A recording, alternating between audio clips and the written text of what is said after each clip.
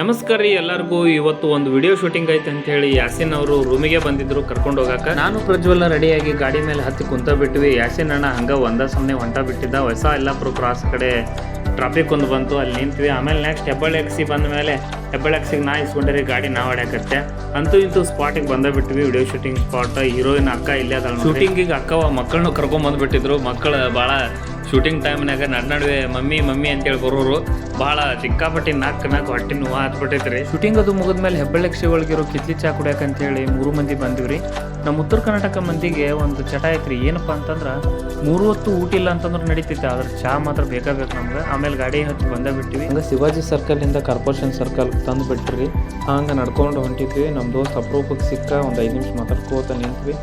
ಓಡಾಡೋದೆಲ್ಲ ಆದಮೇಲೆ ಸೀದಾ ಹೊಟ್ಟೆ ಒಂದು ಹಜಾತಿತ್ತು. ಸಾಯಿ ಫಾಸ್ಟ್ ಫುಡ್ಗೆ ಹೋಗಿ ಎಗ್ ರೈಸು ಬಾಳೆಹಣ್ಣು ತೊಗೊಂಡು ತಿಂದಿವಿ ರೀ. ಮತ್ತು ನೆಕ್ಸ್ಟ್ ವಿಡಿಯೋದಾಗ ಸಿಗ್ತೇನೆ ರೀ.